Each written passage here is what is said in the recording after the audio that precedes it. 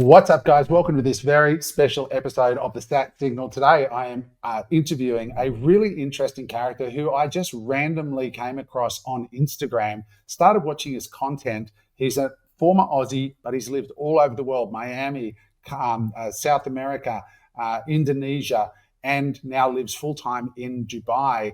And he is a really fascinating guy who got involved in crypto early and made a lot of money and built a really interesting life along the way. And we just had a really frank discussion about what moving to Dubai was actually like, how he lives there, why he loves Bitcoin, why he's rotating some of his wealth into Bitcoin only now. He made a lot of money from NFTs. He owned several CryptoPunks. He owned a ton of Ethereum. He started buying Ethereum at $50 per token. Now it's like $2,700. Really interesting guy, very unique person. And I think you guys are going to find him really interesting. Stick around all the way to the end because we talk about what the cost of living of where he rents is, his house staff, how much they cost, why that's been a game changer for him and his wife and their young child. It's a really cool interview. So with that said, enjoy the podcast, like, comment, subscribe, tell your friends. Bye for now. Daniel, welcome to the podcast. It's an absolute pleasure having you with us. Welcome. Thanks, mate. Happy to be here. So where are you today? That looks out the back there like you're in somewhere in Dubai. Dubai Hills Estate. Nice. So Daniel, tell us a little bit about you. I might just tell the audience just a bit of context about how I found you. So guys, I obviously spent a bit of time on Instagram and run this show. And I don't know, something about the algorithm tends to recommend people with similar interests. And Daniel kept popping up in my feed. And it might be because he's in Dubai, he's into Bitcoin, and maybe that he's Australian, I'm not sure. But I started watching some of Daniel's content. I was like, this guy's really interesting. Like, you're sort of like a philosopher, a business guy. You've lived all over the world. And so I just asked Daniel to come on the pod. I actually don't know a lot about Daniel yet myself. So I'm really curious to find out. So Daniel, maybe you could start by just give us a little bit of background. Like, what's your story? You're an Aussie in Dubai. Like, how did you get to where you are today? Okay. First and foremost, if not for Bitcoin, I would not be living in Dubai. Really? Yeah, absolutely. I mean, luck plays a major role in someone's wealth, but it's not discussed enough. The rich overplay luck and the poor, they underplay it. Actually, it's the opposite. Sorry. The rich underplay luck and the poor, they overplay it. You know, he got rich because he's lucky. And then all of the rich people say, well, I worked for it. It's obviously some balance. But for me, in my case specifically, when I checked the Bitcoin balance, my friend knew how many Bitcoins I had before I did. I mean, that's how much I was not focused on it at the time. And that dates back to 2015.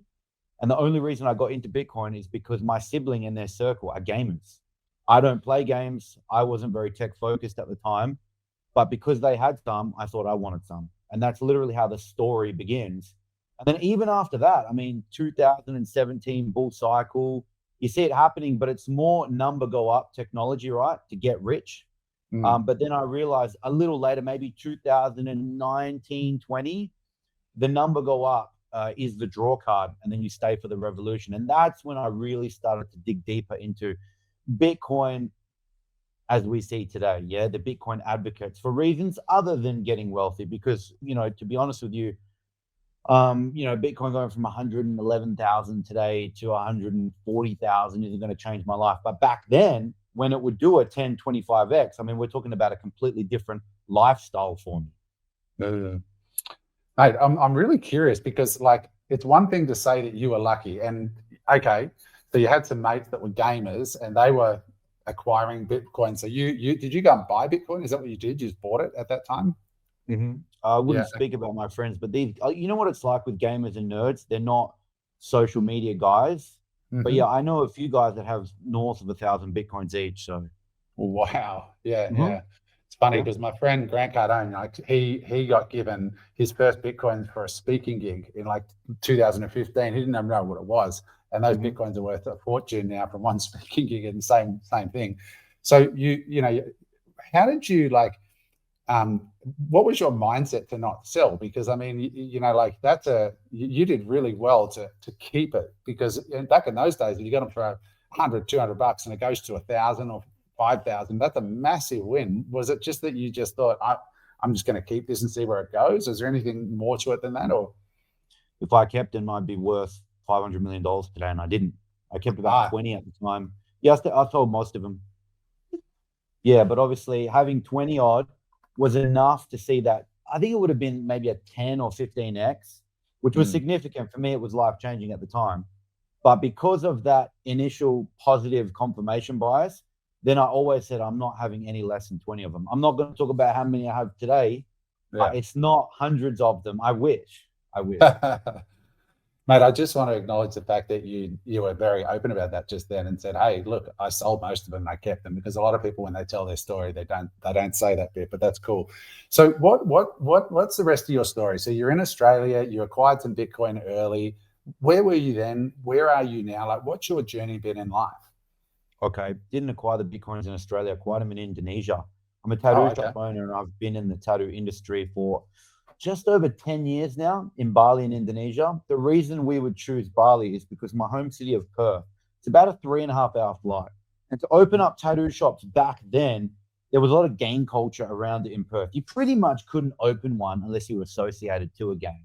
And if you were, then, you know, authorities would shut it down. Sometimes you could get your tattoo shop firebombed. It was just a total mess. But I loved tattoos. And I got heavily tattooed since before I was 20, and I'm 35. So I've had tattoos for so long, even though I'm not into them now, and I wish I could remove certain tattoos. That was my original journey. And to get that initial capital, it was my tattoo shops. So you had tattoo shops, you're in Bali, and what's the journey from Bali to Dubai and that whole, you know, migration? Because now you've got, I'd love to know what you're doing now and how you got to being in Dubai and so on. Okay, well, I still have one of my tattoo shops. It's here's a bit of a plug for you, Canggu Ink Club in Bali. Okay. And I'm not going to big note ourselves, but we're definitely one of the more prominent shops. We've been around for a little while now. I consolidated there to this one shop, and I'm still there. It's still a profitable business, but it's not enough to live here in Dubai. Okay, I mean, it's not cheap here, guys. Like, I'm not going to lie to you. It's not cheap. I mean, you can live cheap, but I would say you're better off maybe living somewhere like Bali in Thailand for, you know, the lifestyle. The purchasing power parity, if you will, is not very good here in Dubai. But from Bali, I traveled all around the world first. And it was the cheaper spots first. You know, I didn't have that much money in my mid-20s, like enough to get by and not have to go back home to Australia to be a bricklayer, which is where I first started off, which my father and older brother still are. But after traveling Southeast Asia, getting food poisoning about 100 times, nearly dying from dengue fever, all the things that come about with living in Southeast Asia, I wanted to move onward. And so we went to Europe. I'm also a dual citizen. So I'm not just Australian, I'm Croatian as well. My father's Croatian, and by blood, we get the passport and citizenship. So I was living in Europe after Bali, in Vienna in Austria. And look, I love Europe. I love Australia for what it has, but for me, how I've grown up in like a traditional Croatian household, this woke agenda thing, it's not me. It's never been me. I've always clashed, whether it be the dating or the people around me. It's like very easy for me to step on people's toes when I discuss about like my values. And then when I found, you know, the Emirates, I mean, it's just me. I don't have a problem with how people live. I'm not a protester like, you should change your life. But for traditional men like me, I mean, Dubai will value you more, at least accept you. And in my case, that's how you would have found me. I didn't even have social media properly until 2 months ago, literally. You're doing a great job. Like it looks like you sort of building a personal brand. It's very real, your channel. You know, I think the first video I saw of you was you driving around in your Bentley, just talking about what it's like to drive a Bentley in Dubai and how it's like a nothing over there, and you only drive it because you actually like it, not for trying to big note yourself. It's a sort of a complete waste of time. And that was the first video I saw, and I thought, this guy gets it. Like he's not doing this for ego; he's doing it for sharing. So talk a bit more about that. So like your values, so those are very strong in your Instagram when I look at it. Like, what is it that drew you specifically? Was it just the woke agenda, or what else is in your mind is Dubai doing right? And then I'd love to talk about how your values overlay into Bitcoin. Good questions, by the way. I mean, I'm trying to compress these answers because we'd be here all day, because I've also lived in Miami, South America, here and there, but just mainly speaking, Europe, Australia, work agenda, come to Dubai, because when you come to Dubai, if you're someone like me, which we'll discuss in a second, there is nowhere else. That's the main thing, right? You literally can't go purchase a vehicle with crypto anywhere else unless you are breaking the law, or unless you are jumping over 1,000 regulatory hurdles to get there. And by that time, it's not even worth doing. So if you are pro crypto and you do like, the traditional non-woke way of life, there is nowhere else, nowhere. That's the first thing, yeah? Okay. So obviously, being a Bitcoin guy, it's encouraged here. They accept you. When you're in Australia and Europe, you're made to feel like a criminal. Now, if you've got face tattoos, like myself, and you're talking about Bitcoin in Australia, the first thing they're going to do is judge you on that regard. Now, when you come here to the Emirates, it is a sin, to talk about other people's sins, because it's an Islamic framework, and they don't judge. Okay, that's the first thing. So in Australia, the consensus, at least behind your back, is that you're guilty until proven innocent. That's how it works, unfortunately, in Australian circles. How do I know this? Go look at the comment section of my reels and go look at where the hate comes from Aussies mostly, okay? Whereas here in the Emirates, this is not the way that the Emiratis live, okay? So there's no such thing as cancel culture here, right? Even if someone does something really wrong, they don't expose people. It's not part of their culture, okay? And I just couldn't stand this whole cancel culture, bickering, gossip of Australia, the Karens, if you will. It doesn't fly here. Here, it's a meritocracy / technocracy. It's based on what you can do, not how you look, okay? That's the first thing. And if I said something 10 years ago, which I'm sure I would have said something I'm not proud of today, they don't bring that up. That's not part of the culture here. Everyone has a past. We go what's moving forward. That's it. That's the Emirati culture, okay? Well, and another reel, I said, I'm so glad I didn't talk about things when I was in my 20s, because I would say I was a little more, a mid-20-year-old Aussie. I was more derogatory. And part and parcel is because that's the culture of where I grew up. Like, it's normal to gossip. It's normal to slander, to insult people.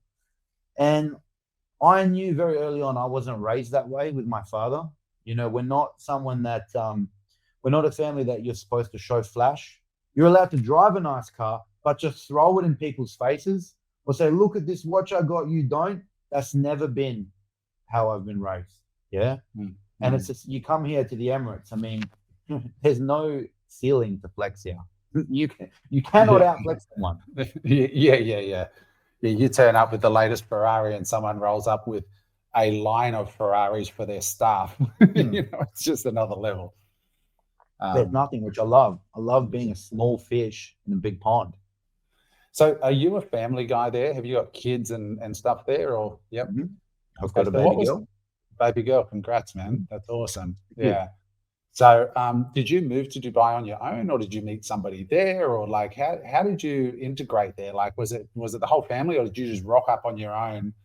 What was it like when the whole family? So what was it like when you arrived? Like I look at you and I see the face tattoos, and I did wonder, I'm like, how did the Emiratis process that? But I see your Instagram and you're like standing with all the locals. Like there really is no sign that you're not integrated fully there, which I absolutely love that, because I lived in Los Angeles for 5 years and I loved living in the craziness of LA because you had everybody jammed in together and everyone got on. But in Australia, it's just like very narrow, right? Like everybody's got the same haircut, watching the same TV shows and gossiping like school boys and girls. You found no problem in Emirates at all. Not only did they accept me, I mean, they welcomed me with open arms. If I say something they like, they'll repost it. Coffee shops repost it when I have a coffee. In Australia, if I repost a cafe, because of the way I look, they're not going to repost me typically, because that's a deterrent for business. Now you have to be open-minded here and understand where these Australian businesses and people come from, because a lot of people in Australia that have face tattoos are troublemakers. Okay, I can't fully blame them, but when you make it a thing, that's where it will stay. So in Australia, they really make racism a thing, like the whole Black Lives Matter thing. Once you make it a thing, you actually promote more racism. Here, they're just like, we're not talking about this stuff. Are you good? Okay, cool. You get the job. You get a chance. If you're not, you don't. You can't come here with victim mentality. You can't come here with feminism. And I can't come here saying, well, they don't let me in because of my face tattoo. I can't do the victim mentality here either. No one can. All right. And so they literally do judge you based on what comes out here and what you can do. And that's what I love about this place. Because if you think about it, with the face tattoos, I'm actually a minority too in Australia. I'm the perfect attack vector. Middle-aged, white guy, bold, muscular, face tattoos. I mean, I'm the guy no one feels sorry about. Now, I love that personally because I don't care. I don't have a victim mentality in my brain. But when you come here, you really see it. It's really applied. That's awesome. So tell us a bit about your journey into Bitcoin. And, you know, like you said, you came for the money, but you're staying for the revolution. What does Bitcoin mean to you? Like on a personal basis, why are you an advocate for and a believer in Bitcoin? There's many reasons, but number one, it would be defunding the war machine. I'm paraphrasing Safedin Amos here, but that would be number one for me. After you have a child, any child, but especially me having a daughter, I'm thinking 50 years ahead. And no one can convince me otherwise. So, I mean, no matter who says what in the comments, I know these parts of Australia are not safe, whether it be for a young boy coming up or a young girl. I don't consider them safe. I felt more safe in Medellin in Colombia than I do in Western Sydney, West Melbourne, very south of Perth. Here is very safe. I don't like any petty crimes. I don't like violence. I don't like gang culture. I'm sick of it. Grew up around that, and it frustrates me. And one of the ways you can kind of defund violence in general is via Bitcoin. And it all starts with defunding the war machine. I mean, most of my comments are to do with the Israel war or this war or that. Now, I don't know a lot about it, but I know one thing. If you want to stop it, you have to defund the war machine. And how do you do that? Okay, let's start a war. How do we get weapons? We need money. How do we get money? We print in the US. Why the US? Because every other currency is basing itself around the US dollar. What happens when a currency like in Zimbabwe prints to infinity too much compared to the US dollar? People lose trust in the currency.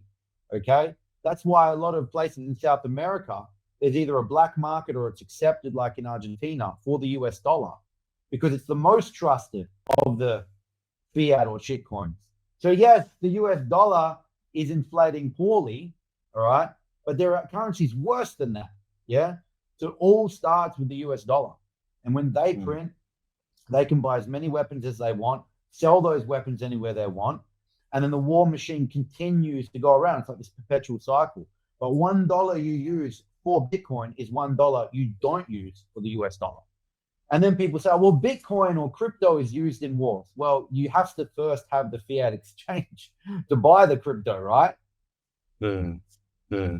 That's interesting. And that's the thing that a lot of people don't understand. Like what you said there before, when I asked, what are some of the reasons you like it? You said there's a number of reasons, and there's all these story vectors. Maybe another one, like what's another reason that you love Bitcoin? Like obviously defunding violence. I think that's huge. I interviewed Larry Lepard, the author of The Big Print, the book back here, who's talking about exactly what you said. And that's one of his big ones, is defunding of war. But what else is it about it as maybe a dad or as a sovereign individual? What else do you love about Bitcoin? Simplicity. So for me, I would say I'm an essentialist. I get real OCD. If there's too many ornaments or whatever in my house, it like drives me crazy. And it was the same when I started to diversify my wealth on the first Bitcoin pump. So this is what I see a lot of guys do.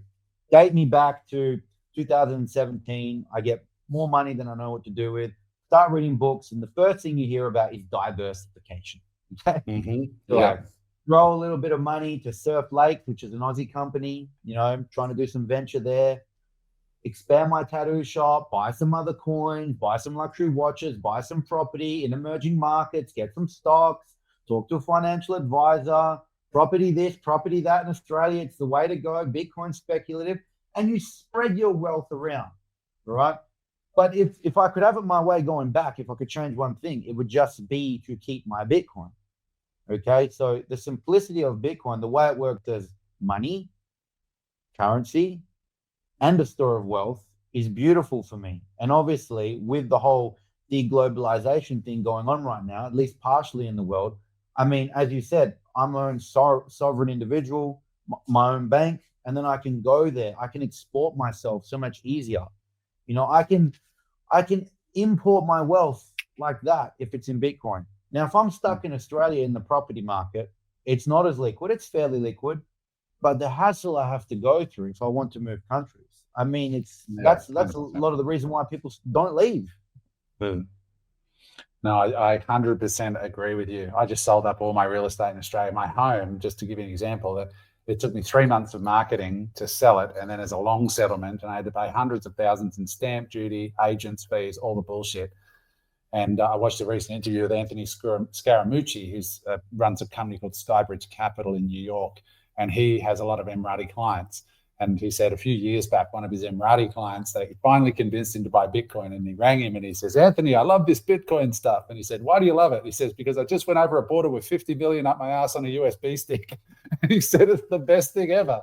And that mobility and that self-sovereignty is something that a lot of Aussies are just now, I think, starting to come to value and understand, hang on, that we're seeing our land taxes get cranked up, our rates get cranked up, and you can't move that asset. You're locked.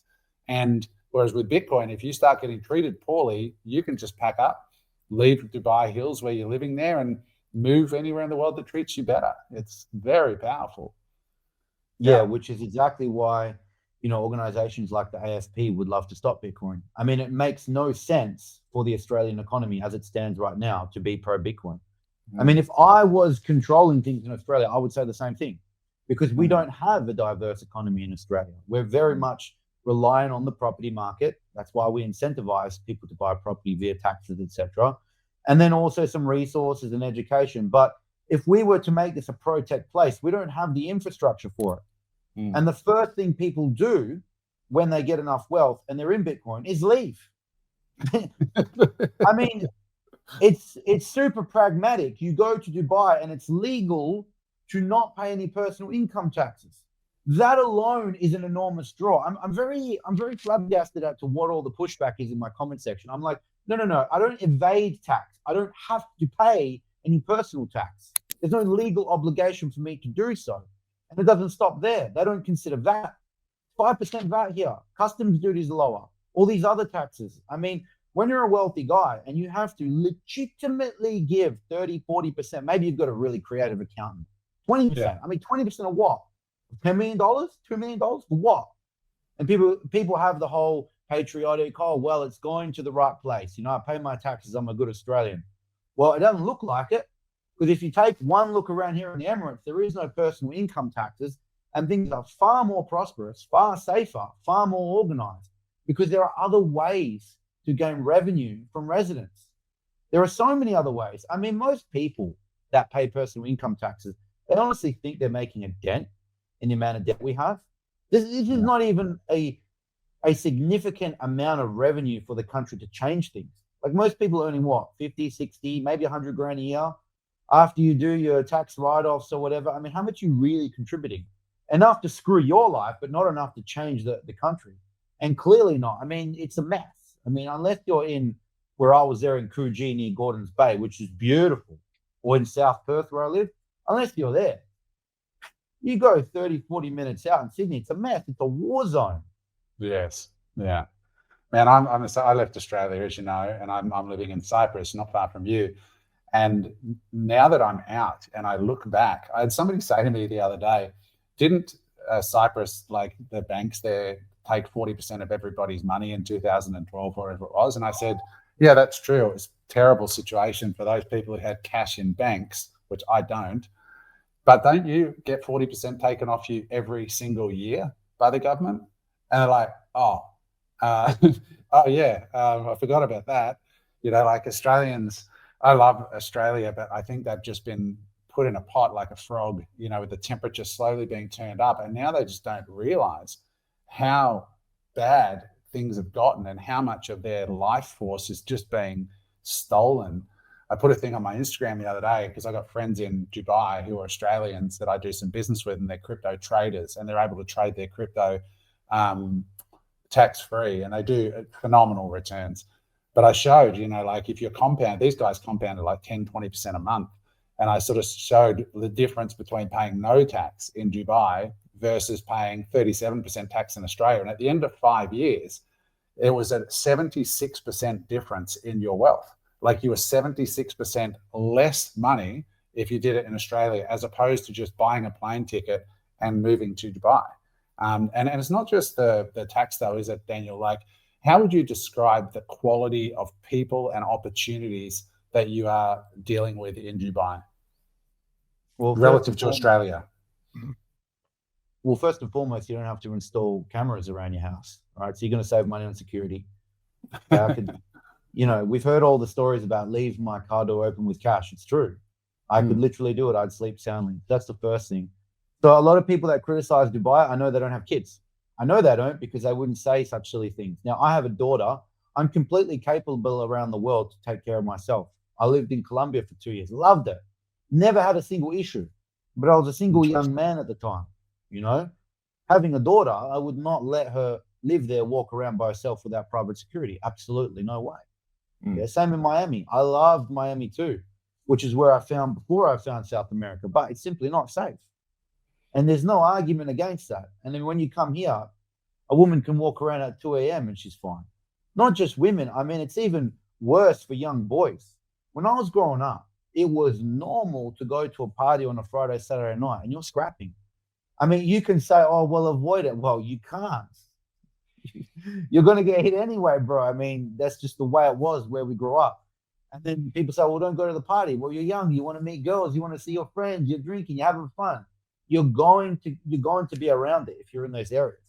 And my friends did not grow up in the wealthy areas with all the civil kids. I was growing up around Spearwood and Fremantle and Kwinana and Rockingham, and it's full of violence around there. I mean, that's where tattoo culture started, because most people had tattoos in Rockingham. I mean, everyone, not just me. It was so normal. So that would be number one.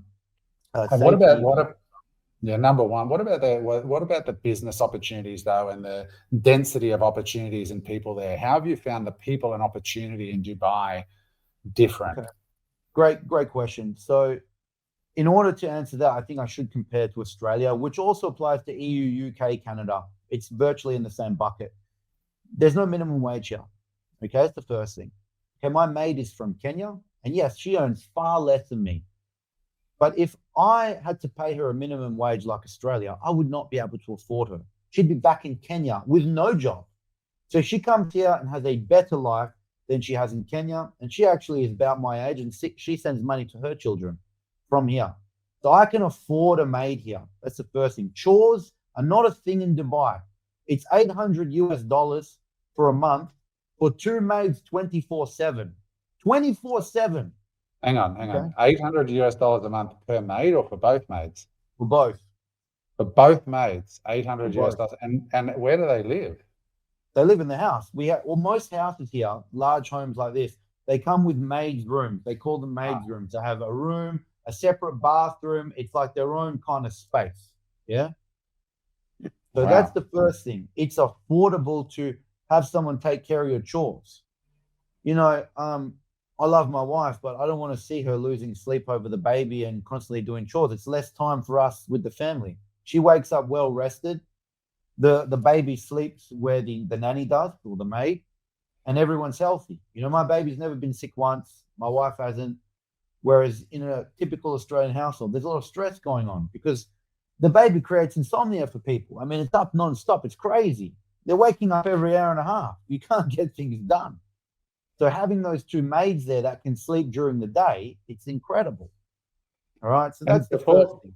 Before people rip into the comments and say, oh, slave labor and all that stuff that people always say about Dubai, how would you describe the mental health and the attitude of those maids that work for you? Great question. She's so happy. When you come from what she comes from, I mean, people can't fathom. I think I need to do a little interview with her so people understand. Yeah. You know what I mean? If your level is here and then you go to here, I mean, you can't be someone living up here and saying that's slave labor. You have no idea how these people were living prior to coming here. Now, So they're living. So I was going to say they're living in a beautiful multi-million-dollar home with employers like you that appreciate them, and I've watched enough of your stuff to know that you're a decent human being who's going to respect them.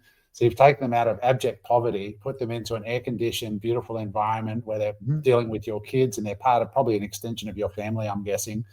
And it's just hard for people to understand that this is life, and life is diverse. But this idea that, I don't know, I'll leave it at that. But I thank you for sharing that, because it's always people criticize who haven't actually done what you're doing and actually lived that thing and set that up. But I cut you off, so carry on. No, you're right. I mean, she does become an extension of the family. She loves the baby. If she had to leave tomorrow, she'd cry her eyes out. On her day off the other day, she went and bought a gift with the money we gave her for our baby. I gotta start giving gifts back because it's incredible. They fall in love with the baby. They spend so much time with the baby. It's normal. This is maternal instincts. Yeah. Beautiful. So for people to say they're unhappy, I mean, they obviously haven't had kids, like I said. Okay. Yeah. So that would be number one. You can afford staff that are cheaper. Okay. Most small medium enterprises in Australia, EU, UK, that's a bottleneck. Labor costs. Okay. First thing. Second thing, what is your largest expense on your business? It's taxes. Okay. So we discussed that. So imagine just shaving off those two if you're a small, medium enterprise in Australia. Let's say you're a cafe. Imagine your staff costs for the same capabilities, right, or 5 times less. You didn't have to pay any personal income taxes, and your corporate taxes were trivial, 9%, okay? Then the third thing, which is enormous, the regulatory framework. Yes, it's strict here in Dubai, but for the right things. You want to go murder someone? You get murdered. But if you don't wear your helmet on your e-scooter that goes 9 kilometers an hour, there's not really a law for that, like Australia. Australia has so many laws you can't keep up, and they're creating them every day. I mean, what is a criminal today wasn't a criminal 20 years ago. They just create so many silly laws. You know what I mean? And so when you have governance here, whereby they're very strict on the right things, all right? And they're very loose on the things that don't matter, for e.g. pronouns, then you get a society that doesn't have this bloat, yeah? Because let's say we create some law about pronoun awareness. You have to learn about it, which I've got no problem with. If you want to identify as a cat, go for it. It's not affecting my life. But here's where it can. If you create a law around it, well, it's got to go to government. There are government workers that have to process this law. Then you have to monitor it. Then you have to enforce it. Then you have to continually go through this admin nightmare that costs the government money. And where they get that from? Your taxes. Okay? So it's not just something easy to implement. It's not. Everything you do in government costs money. Okay? So they're very wary of that because they have limited resources here, because they don't take people's personal income taxes. Yeah? And they have a small population here. So what they do is critical to their survival. They can't be fooling around with silly things like this. There'll be no Emiratis in the future. There is 1.3 million Emirati citizens, all right, which is the same amount of Australian-born citizens in Perth. Just that little city of Perth. That's how many there is in the whole Emirate of citizens. People don't even know this. They think it's this, super wealthy Arab country. There's millions of them running around. They can hand out money here and there. They're a tiny, tiny population. So those 3 things alone make the clean slate when you go into business easier. You can breathe. Oh, I don't have to pay this person that much. No personal income taxes. Number 4, you got high ticket clients here. This is Dubai, tourist economy. So let's say I open up a gym here in Dubai versus Australia. Well, people are coming here. They don't mind spending money. So when they spend on a day pass here and you say it's $50, well, I'm only here 3 days. No worries, here you go. You can't do that in certain parts of Australia. You don't have that tourist economy. Okay, so you got the high ticket clients and it's cheaper to operate. I mean, if you're from Australia, I said this the other day, if you can survive in Australia, you're going to do really well here. Yeah. Number 1 busiest airport in the world is Dubai. 90 million passengers through Dubai airport last year. So talking about business, Daniel, like what do you do there now? Like what is your business day to day? Day to day, absolutely zero. That's why I've been creating this content. Originally, I wanted to create a personal brand 2 months ago. I didn't know what I was going to speak about, but I saw a few videos like this, Gary Vee, Hormozy, all the good guys. They're like, just post anything, post your life, see if you're interesting or not.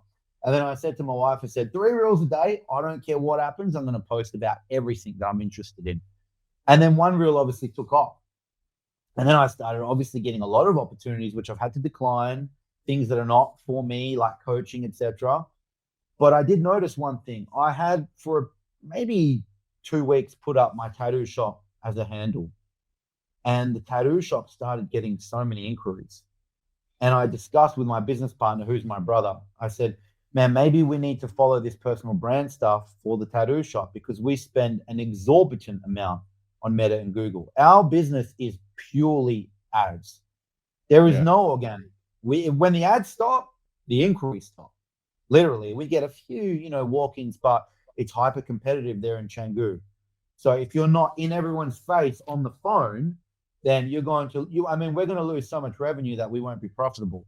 So when financial services in Indonesia, have bugs or, they cut off your ad spends, which happens sometimes, because the banks have blocked cards. It's not the best. I shouldn't be saying this, but, the financial services of Indonesia, there's a reason people go to the Philippines, Dubai for larger amounts because it's less predictable, shall I say. Well, when those periods happen where our ads are not working, you're just like, where are all the messages? So with this personal brand, I can probably reduce some of that ad spend or maybe reduce it altogether. If you get popular enough, you're spending 20 grand a month on ads. Maybe you spend 0.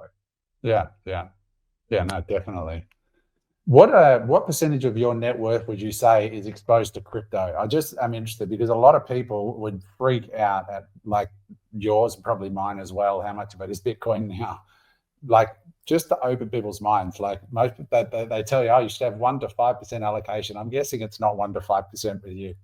No, obviously it fluctuates because markets fluctuate, so I can't say for sure unless I checked it today, but at least 80%, and that can range all the way up to 90%. And are you a maxi? Is it Bitcoin only or are you in other things as well?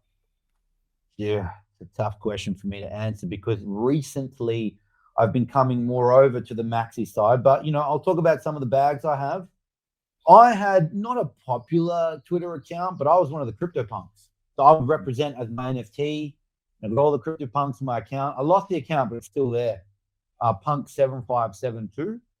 And I got to be honest, in the NFT craze, that was where I probably made the most stupid. We'll talk about some of this. The stupidest money.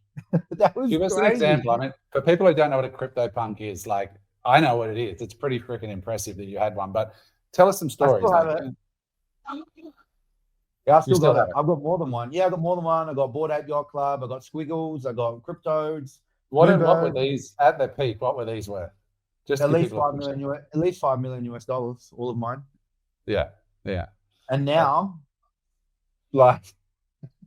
I denied an offer on one of my Bored Apes. I think it was 175 ETH, and then the ETH price was like, I don't know, it was more than 3,000. And they're like 10 ETH today, and the ETH price is. It's funny, you have to laugh about it because for 5 million US to now be worth, I don't know, $500,000 or whatever. It's funny. And same with my Cardano. I let that thing ride way up to 350. I'm still staking it. I've been staking Cardano. I'm like an OG in Cardano. I bought in early, but then I bought more. I dollar costed average in, and now I'm probably break even with all the stake rewards and that. But I had a serious bag of Cardano at one point when it was up. I've still got a lot of Ethereum. I'm not going to lie. I don't know exactly how much I got, but if I sold all my NFTs, etc., at a decent price, there's going to be at least 1,000 Ethereum there, at least. Yeah. And it's pumping at the moment. It's interesting the journeys that you sort of got Bitcoin and you've diversified into all this stuff. Are you coming back to Bitcoin or like do you see yourself sort of the more educated you become, the more of a maxi on Bitcoin you become? Because that was my journey. I got out of all alts a few years ago. But open question, not trying to lead you here. Like, is that the journey for you, or you think you're still going to keep some alts into the future? Yes, I'm looking for any moment to consolidate into Bitcoin. However, let's go back to when I first allocated to Ethereum, which was my first alt. I think my first Ethereum was about $50 US, very cheap, 2017-ish. And, you got to consider my kind of circle, the nerds, the gamers, the dApps that are coming, the metaverse, all this kind of discussion that was going on. Back then, it made sense. But when you VC into everything, you've got to give it 5-6 years at least to see progress, to know where it's going. The thing is, we've given it the time. I feel like I've given Ethereum now, I don't know, what's that, like 8 years? I've been holding it for at least 8 years. Yeah. That's enough time. Now, it hasn't worked. Let's be honest. Materially speaking, they haven't done anything. All right. When they can do something that we can't live without, then I'll be there for the long term. I feel like I've given enough of a chance. I did my part, but it's time to move on. The next pump we get, hopefully we get one. I'm consolidating all into Bitcoin. That includes all of my NFTs except for one CryptoPunk. I want to have one there. It's kind of part of history. It's part of history. I want my punk. Maybe I want to represent as my avatar. It was my personality at one point. I wrote some articles, and that's it, for me. And the rest will be Bitcoin. So yeah, it's a good journey. It's interesting when you, when you look back on it all, like what that time in history. Do you think we're going to see another time like that, or do you think that the alt season is going to be over, or do you think we'll see another alt season? My guess would be as good as my puppies. You know what I mean? This is crypto. You don't really care. I don't know, but I can say this. I wish I was more the Stanley Druckenmiller type. He was famous for being able to pull the plug no matter what. Like he sets his kind of limit and his deadline, and that's it. And that's what made him so much money. I've had my wins, obviously, as well. And going back to me getting Ethereum at $50, that's my first one. DCAing on the way up, selling a lot. I don't know what my average price is, but it's not $50. No. But I'd be more up if it was all Bitcoin. Let's just say that. That's for sure. Yeah. Interesting. So I was just thinking there. So with your Bitcoin, like, how do you view it now? Like, is it an asset that you will keep for life, or have you got a Stanley Druckenmiller exit point for yourself? Like, what's your thinking about the future of that asset in your life? How does it?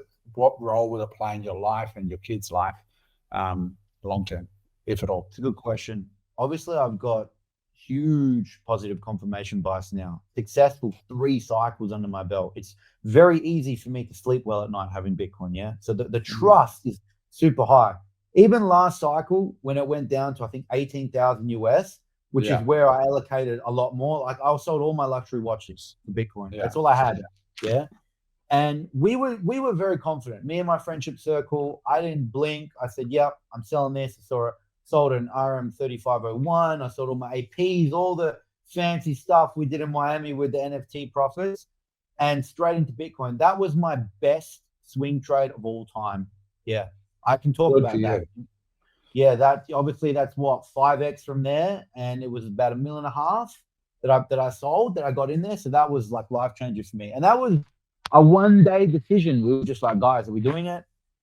Call Sean over there at TPT. Like, bro, I need some more watches for a price a lot less. You know what I mean? When you need to fire sell your watches, especially in Miami, I mean, the dealer needs to get a good deal.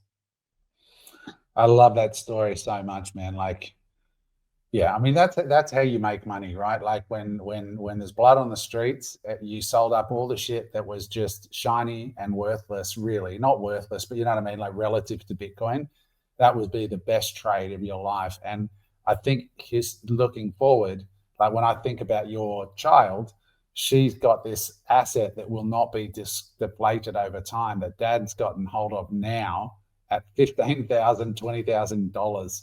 Like, young people in Australia complain that they've missed housing and the boomers made all their money from housing. And I always say, yeah, but you get to buy Bitcoin for 100 grand, and in 10 years, it's probably going to be $1 million.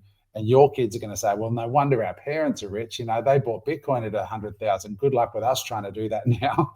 Like, think about your child, like where she's going to be when she gets to, because of the moves you made then. Amazing, just amazing. Yeah. Yeah, it's never been an issue for me having a low time preference. I'm not sure why, but some people can't hold an asset for 3 months. It's innately never been an issue for me. I don't really think about it.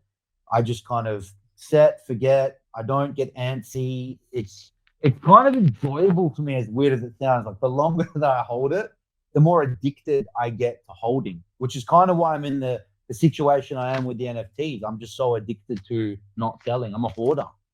Like, I hoard so many things, you know what I mean? So it's hard for me to sell anything. I remember when I sold my ETH, I was like, it's actually really difficult to sell something, even though when your brain is saying, and even when it drops, especially when it drops, but I rotated it all straight over to something else, but which is Bitcoin, but it's still it's actually part of the journey, I think, is sometimes letting go of bad assets to put them into better. But you're absolutely right. That's why the first question I asked you was, how did you hold? Because actually learning to hold and having a low time preference, I held through 2 cycles as well. You've been through 3, I've been through 2. And I look back on it now, and it's just made me stronger than ever. Like, it's amazing how your mind changes. And that quote, guys, that Daniel just said, he said, a low time preference. Those words are from the book, The Bitcoin Standard, which is by Saifedean Ammous, who Daniel also mentioned in this pod. One of the best books, I think, in the market for this stuff. But wealth rewards low time preference people, right? People who are patient, and in this game, patience comes from conviction. The ability to do what Daniel's done, which is hold, comes from education and reading. You're a pretty well-read dude. I can hear from the way you talk here, and you're referencing Druckenmiller and others. How much time are you? Well, what does your mental diet look like? Like, are you driving around listening to podcasts? Do you read books? What do you do to stay sharp? I went through a period where that's all I did, bro. I mean, I'm full-blown introvert since I stopped partying when I was 21. I'm 35 now. All I do is consume knowledge, almost to my own detriment, to the point where I don't use a lot of it. I know a lot of useless things. I just love reading, and I'll just do it for hours, weeks, months. Now, that's because I can. I'd say I've been financially free now for about a decade odd. But even before then, when I would come home from work, I was obsessed with money. It's so interesting to me. I never had to worry about money because I'm like, this is my hobby, to learn about it. I learn about things I'll never invest in, for example. Like Stanley Druckenmiller, like you said, like, he's a trader. I'll learn about it, but I've never traded in my life. It's just, I don't know. Sounds like something interesting. I'll learn about random macro facts of the Gulf and Saudi Arabia, and I'm probably never going to go. That sounds like something I want to learn. And it's basically all macro, money, finance, a little bit of health stuff, just to get me by in life. But it is my hobby. It's my hobby to learn about this stuff. Can I pull on another thread that you mentioned? You said that you're a minimalist. You used another word. Essentialist. Essentialist, yeah. Let me pull on that thread. Like, I find that quite common, actually, with high performers and crypto people too. They seem to, like, I'm the same. I wear the same clothes every day. I keep my life very simple. What is it? How did you arrive at that? Or is that just innate? Or did you, as you got wealthier and as you became, I don't know, just older, like, was it something that evolved in you? Like, talk to me a little bit about your philosophy there. That's a good question.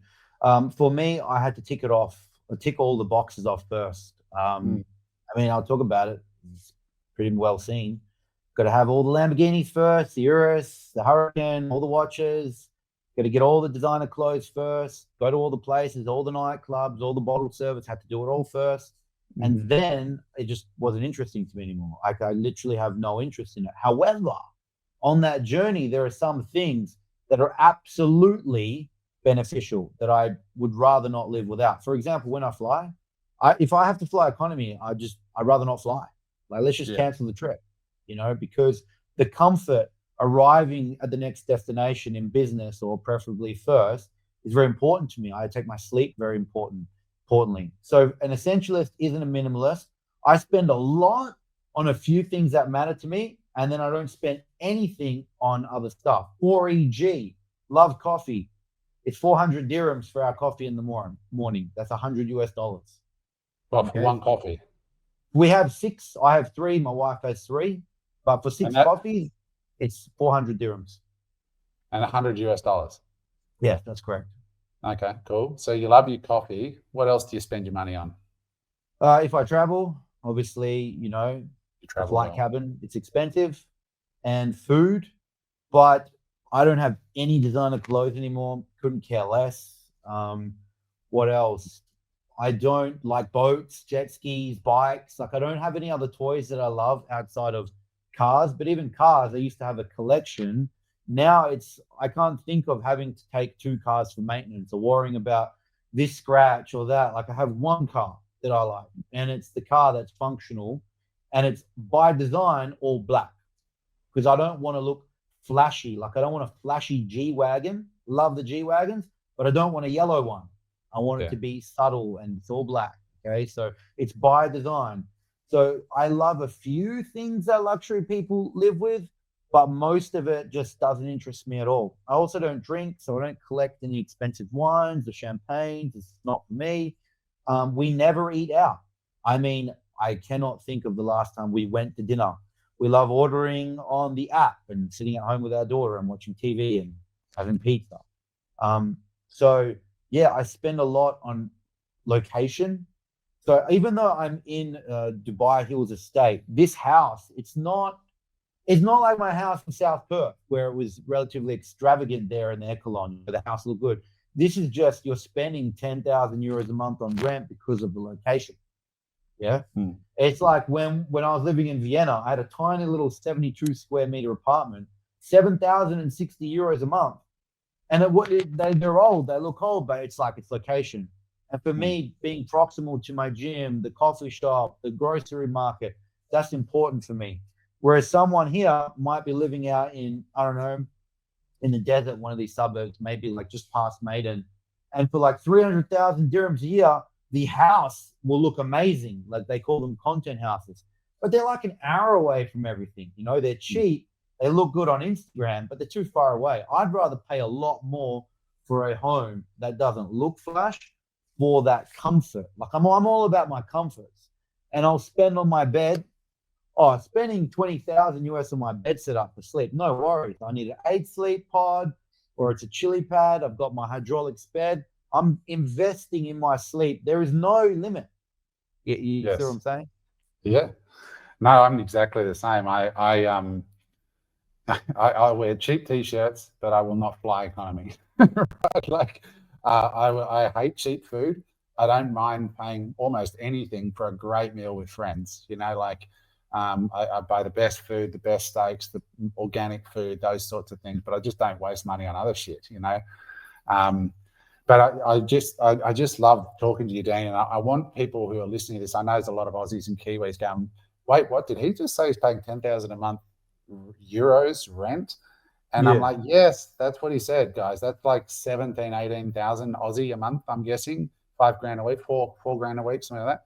But when you start hanging out with people like Daniel and you take that leap, like, I've got friends who just moved to Dubai, and I said, how do you meet people? They said, you know what, the fact that you come from Australia and you actually made the leap to Dubai or Cyprus or to Panama or any of these countries, when you meet the expats, you are already qualified. You did the hard thing. You sold up and you left and you moved. And then you start meeting people like Daniel, who are like driving a G-Wagon and living in the $4,000, $5,000 a week, whatever they're paying rent, and spending money on things that matter to them.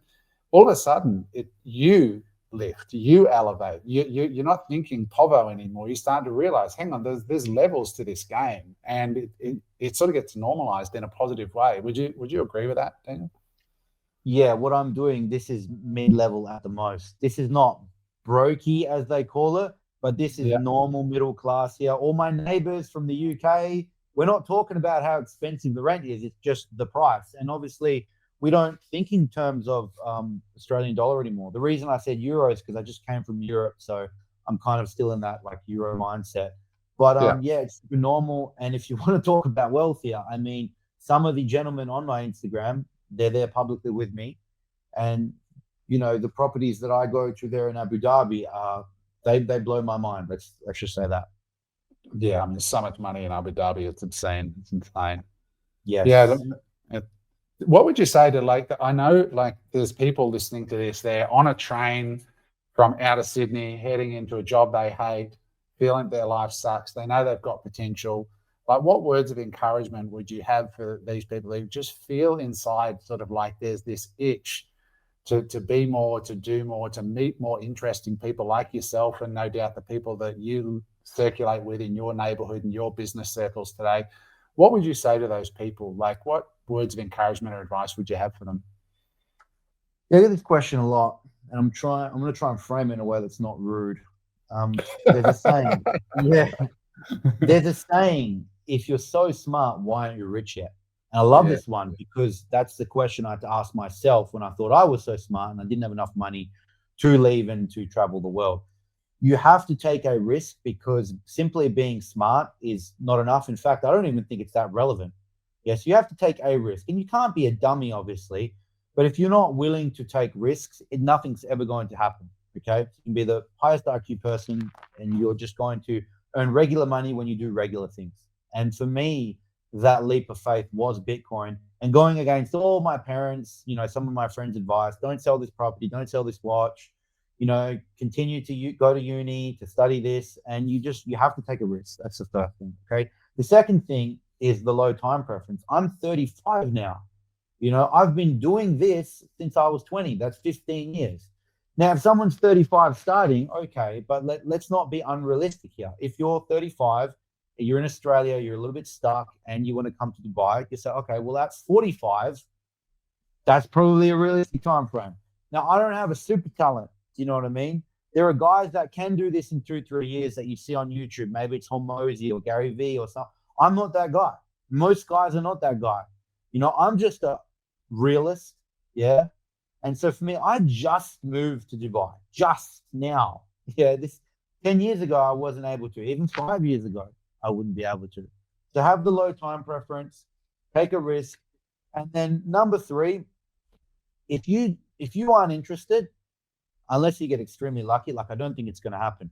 None of this was a stressful thing for me. Zero stress. I've never had stress about money, because I've just been interested and grateful the entire way. To be honest, I kind of miss being broke in a weird way. I mean, what a time that was, man. What a time that was.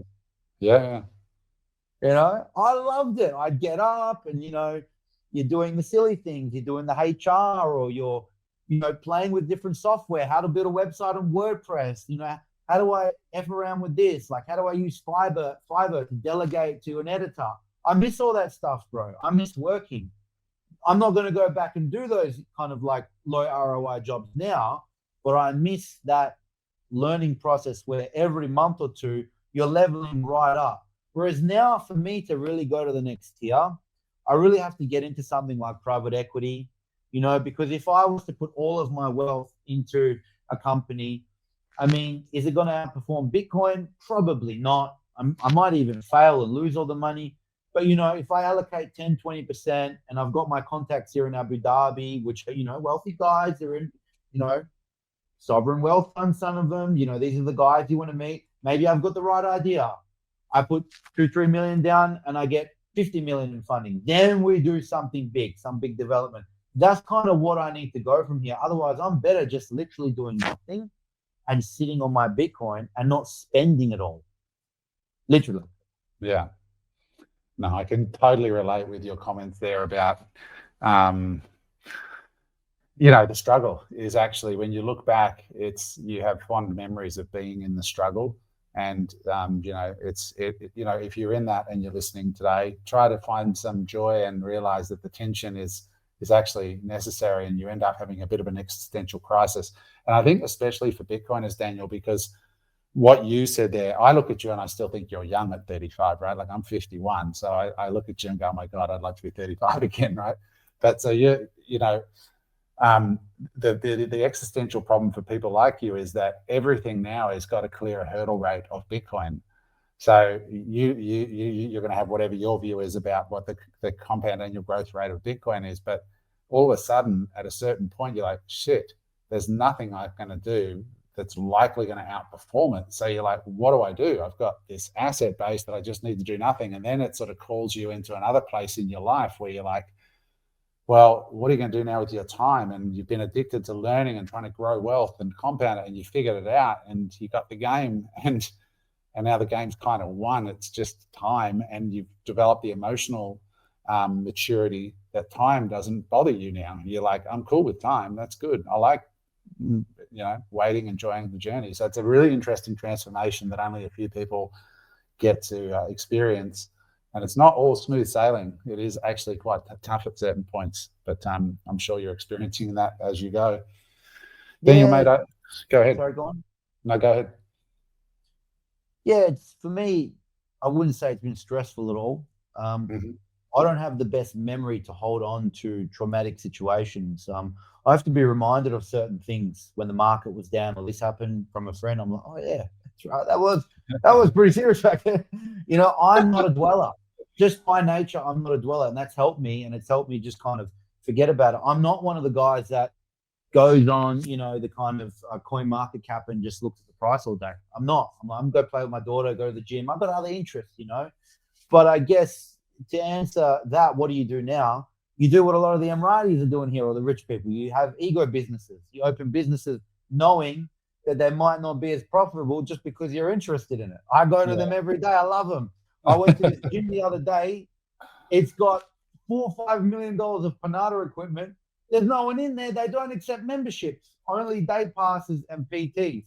My cafe, it's like me and my wife and one other person. I'm thinking, how much would this rent be? And it's like 400 dirham coffee. They don't care. They just want the best quality business for themselves. I love it. That's probably what I do. Yeah. Not for money, Yeah. I saw this influencer, Mike Thurston, I think it was. He showed this new gym in Dubai, and I was just like, oh my God, like somebody's just like oxygen. Yeah. And it's a different floor for boys and a different floor for girls and the pools. And I was like, somebody's just like dropped an insane amount of money in here with surely no hope of return, but it's just a way to meet people and, hang out doing what they love. And you see the big boys there like yourself that are down there, they just live to work out and whatever. And I just want all the listeners to realize that this is just, even if you can't move there right now, it's so good for your psychology just to save up to go there for 2 weeks and just go and get your ass in the gym there and go to some of these coffee shops and go and spend 100 dirham on 4 coffees or whatever it was, just to get a taste and to see, oh my God, I am living in a self-imposed reality here that I've got to change.